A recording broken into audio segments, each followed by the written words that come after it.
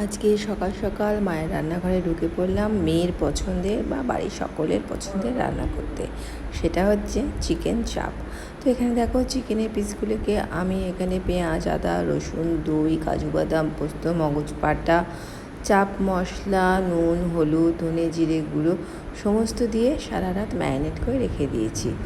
এবার প্যানের মধ্যে তেল আর ঘি সম পরিমাণে গরম করে আমি এখানে ম্যারিনেট করে রাখা চিকেনের পিসগুলো দিয়ে ঢাকা দিয়ে 5-6 মিনিট মতো রেখে দেবো।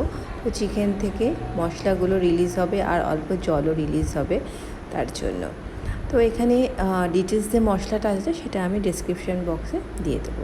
তো মিনিট 5-7 পর দেখো আমি এবার এর মধ্যে যে ম্যারিনেশনটা ছিল সেই পুরো ম্যারিনেশনটা দিয়ে দিলাম। যেহেতু এর মধ্যে দই আছে, পেঁয়াজ বাটা আছে, সমস্ত কিছু আছে, তাই এর থেকে প্রচুর পরিমাণে জলও ছাড়বে। এবার গ্যাসের ফ্লেমটাকে একদম কমিয়ে দিয়ে আমি এটাকে ঢাকা দিয়ে চিকেনটা প্রপারলি কুক হওয়া অবধি মোটামুটি 20-25 মিনিট রেখে দিয়েছিলাম। মিনিট 25 থেকে আধ ঘন্টা পর দেখো আমার চিকেন চাপ একদম রেডি হয়ে গেছে। চিকেনও প্রপারলি কুকড হয়ে গেছে আর দেখেছো তেল ছেড়ে এসছে বা ঘি ছেড়ে এসছে, তার মানে এটাও একদম রান্না হয়ে গেছে। তো সবাই তো এখন অপেক্ষা করছে।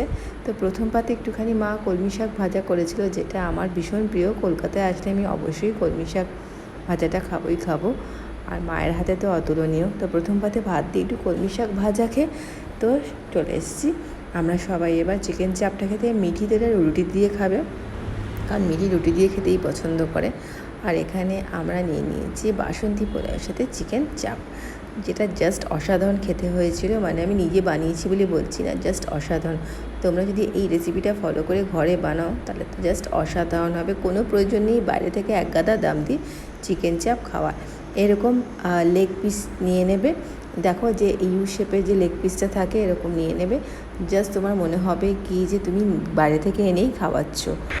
আজকে আমাদের বাড়িতেই চিকেন চাপের রেসিপিটা তো ভীষণ এনজয় করেছি সবাই। আর তোমাদেরও এই রেসিপিটা কেমন লাগলো জানাতে ভুলো না। আর আজকের ব্লগটাও কেমন লাগলো অবশ্যই লাইকের মাধ্যমে জানিয়ে দিও। চলো আজকে